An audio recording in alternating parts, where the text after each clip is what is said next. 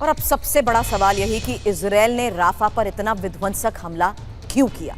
Rafa पर बारूदी प्रहार की तस्वीरें तो हमने आपको दिखा दी, लेकिन इजरायल के इस हमले की वजह क्या है ये जान लीजिए। बंधकों की रिहाई पर दबाव बनाने की यह रणनीति है। हमास की कैद में करीब 132 बंधक बताए जा रहे हैं। इजरायल को घुटनों पर लाने के लिए ही यह ट्रम्प कार्ड चला गया है। इजरायल हमास के दबाव में नहीं आना चाहता। राफा में भीषण हमले इसकी एक सबसे बड़ी वजह है मनीष, यही एक सबसे बड़ी वजह। लेकिन इस वजह को देखते हुए क्या यह नहीं मान लिया जाए कि बंधकों तक पहुंचना अब इजरायल के लिए बड़ी चुनौती हो गया। देखिए, अगर बंधकों की रिहाई इजरायल का लक्ष्य है तो फिर जानकारों का यह मानना है कि एक्शन की जगह नेगोशिएशन उनके लिए ज्यादा बेहतर सटीक साबित होता। लेकिन वो कहते हैं कि हम हमास के खात्मे तक ये जंग चलेंगे। और हमास का खात्मा कब होगा? क्या राफा पर कार्रवाई करने से हमास का खात्मा हो जाएगा?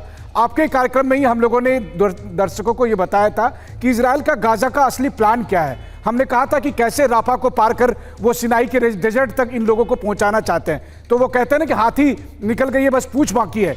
नॉर्थ गाजा से जो ऑपरेशन 7 महीने पहले शुरू हुआ था, अब वो राफा तक पहुंच गया है। अब बस इन 15 लाख लोगों को राफा क्रॉसिंग करवाना है। इस आइडिया के साथ ये ऑपरेशन चल रहा है। भले ही अमेरिका कहता हो कि ये लिमिटेड ऑपरेशन है, लेकिन ये ऑपरेशन लंबा चलेगा। और अगर हफ्ता 10 दिन भी ये चला तो मरने वाले की संख्या 34,000 से 50,000 हफ्ते दिन में भी हो सकती है। राफा क्रॉसिंग कराना ये संभव कैसे हो पाएगा, इस पर अगला सवाल करूंगी। लेकिन उससे पहले अब देखिए कि कैसे लाउड एंड क्लियर में ही हमने आपको राफा में युद्ध की भविष्यवाणी पहले कर दी थी। आपको हम दिखाते हैं वो तारीख जब लाउड एंड क्लियर में हमने आपको कहा था कि राफा में अभियान शुरू होने वाला है। सुमित आइए मेरे साथ यहां इंफॉर्मेशन वॉल पर, और मनीष आप भी ज्वाइन करिए, क्योंकि राफा में हलचल जिस तरीके से तेज हो रही है, किसी भी वक्त इसी ऑपरेशन की तस्वीरें सामने आ सकती है। यह खबर हमने 2 मई को दिखाई थी। इसी के साथ साथ 6 मई को वो खबर दिखाई जब अमेरिकी हथियार यूक्रेन भेजे जाने से नेतन्याहू की नाराजगी को लेकर बड़ी खबर थी। सुमित हमने चर्चा भी की थी कि जो हथियार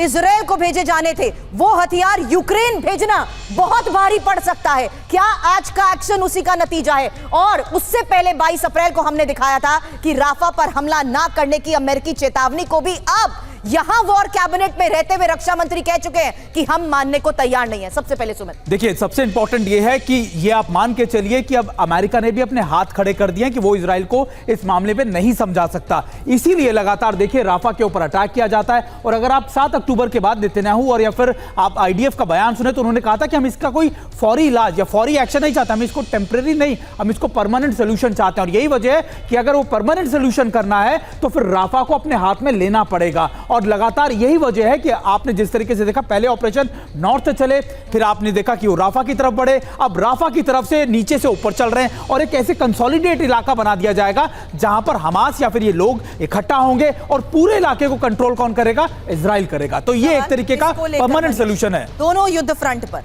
यूक्रेन, इजरायल और अमेरिका। देखिए सुरभि, हमारे दर्शक इस बात को समझ सकते हैं कि रूस यूक्रेन युद्ध के तुरंत बाद हम गाजा का युद्ध क्यों दिखा रहे हैं। बस क्यों? इसलिए क्योंकि ये दोनों कनेक्टेड है। हमने बताया था कि अमेरिका ने 2 हफ्ते पहले इजरायल को भेजने वाले हथियार यूक्रेन को डाइवर्ट कर दिए और उसकी पीछे वजह बताई थी राफा। अब देखिए, अमेरिका को पहले से पता था कि इजरायल ऐसा करेगा। इजरायल नहीं मानेगा, काश वो मान लेता। अब बात है कि क्या बंधक बचेंगे इससे, कहने की इसकी कोई गारंटी नहीं है। मान लीजिए अगर बंधक ना मिले, या सिनवार नहीं मिला, और इस बीच अगर राफा में कैजुअलिटी हुई, तो फिर इसकी जवाबदेही कौन लेगा? इस बात पर अमेरिका भी चुप है, यूएन भी चुप है और इजराइल भी। लेकिन अब राफा में हलचल के बाद, आज के एक्शन के बाद, क्यों हम ये कह रहे हैं कि राफा पर अगले 24 घंटे बेहद अहम है? यही है अगली बड़ी खबर। अब काहिरा पहुंचे सीआईए डायरेक्टर विलियम बर्न्स को लेकर खबर यह कि हमास के नेता भी अब काहिरा में पहले से मौजूद है और राफा पर हमले के बीच शांति वार्ता की पहल हो रही है। अप्रैल में दोनों पक्षों की बातचीत नाकाम रही थी, लेकिन एक बार फिर से बातचीत को लेकर यह खबर है। और यह खबर आज जिस लिहाज से इंपॉर्टेंट है उसी पर सवाल करूंगी, और उसी आधार पर यह भी सवाल कि क्या राफा पर अगले 24 घंटे बहुत अहम होने वाले हैं। इंफॉर्मेशन डिटेल में अब आपके सामने। राफा में बारूदी कहर नाकाम, शांति वार्ता ही एक नतीजा। क्योंकि 30 अप्रैल को जानिए कैसे इजरायली प्रतिनिधिमंडल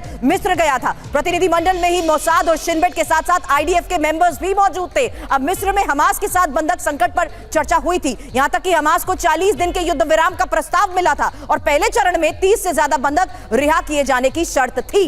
इजरायल को सिनवार की तरफ से सही जवाब नहीं मिला। यही एक और सबसे बड़ी वजह मनीष कि अब हम ये कहें कि बात डायलॉग तक सीमित नहीं रही, एक्शन पर आ चुकी है। देखिए 7 अक्टूबर का वो हमला याद करिए जब हमास ने इजराइल में नरसंहार किया था।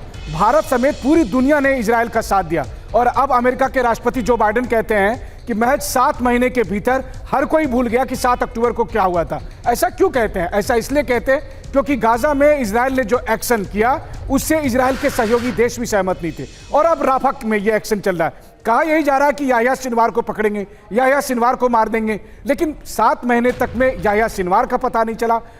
130 से अधिक बंधक इस वक्त हमास के कब्जे में है, वो कहां पर है किसी को नहीं पता है। और सबसे बड़ी बात यह है जिस राफा में इजराइल की मर्जी के बगैर दवाई नहीं पहुंच सकती है, खाना पीना नहीं पहुंच सकता है, वहां पर हमास को हथियार कैसे मिल जा रहे हैं? इस सवाल का IDF के पास कोई जवाब नहीं।